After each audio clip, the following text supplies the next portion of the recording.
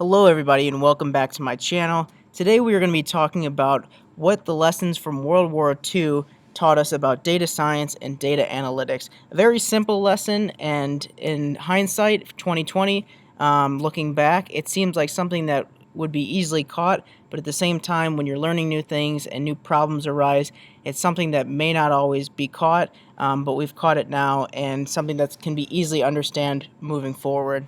So let's go ahead and get started and talk about our topic for today.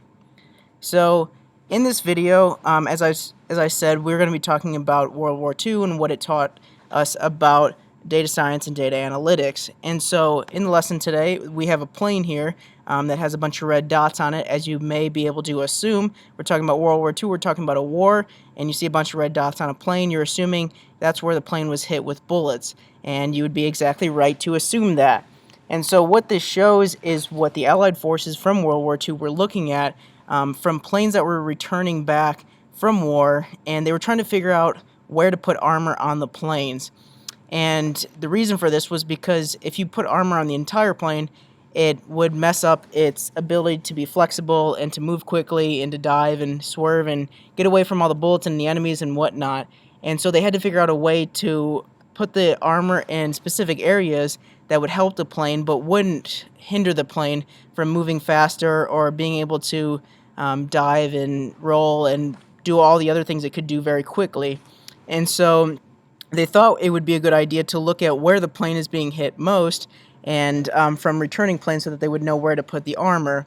So as you can see where the red dots are, they had a bunch of data from this area on the wing, these center areas on the fuselage of the wing, and then the other tips of the wing as well, and then also the tail of the plane. But you also see these gaps here where they didn't get any data points as well. And that's what we're going to be talking about today. It's called survivorship bias. And so what the data points that they were getting was from planes that were coming back that were survivors.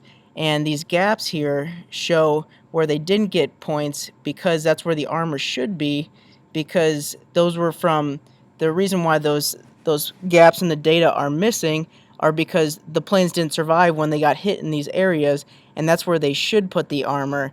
So that's the main reason for this lesson on survivorship bias, is that you need to understand the ones that have gone before and the ones that have failed, not only but also talking about the ones that have succeeded as well, and use them as an apples to apples comparison, not just the people that have succeeded, and not think about all the areas of failure that you're not considering for. So there can tend to be a bias in the data just because of how it was set up, that they were using planes that had come back that had survived and not ones that had been hit in these areas that were detrimental to the flying of the plane and that ultimately led to the planes crashing.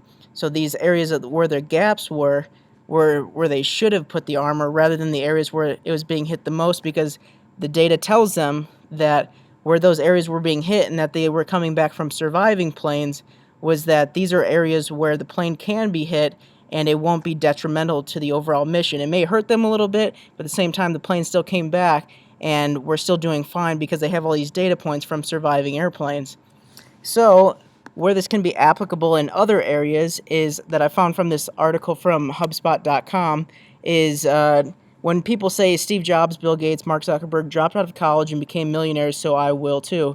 And this is a classic case of survivorship bias because people look at the people who were successful, or you can also look at people Googling successful people who dropped out of college, as it says here, and you could probably get a whole litany of people on that list who dropped out of college and became millionaires, but this doesn't account for all the people that have failed, the hundreds and thousands of people that have failed going before them, that have tried the same thing that they did, doing the exact same thing, and just it didn't work out for them. And so this goes to show you that when people say, as it lists here in the article, that the founders we put on pedestals worked hard, but there were also many circumstantial events that paved their way to success. In fact, research shows the majority of the United States' most successful business people graduated college, 94% to be exact. So that's what can happen with this survivorship bias, where you only look at the success cases and you say, oh, it's not that bad. I can do this too as long as I do the same thing that they did.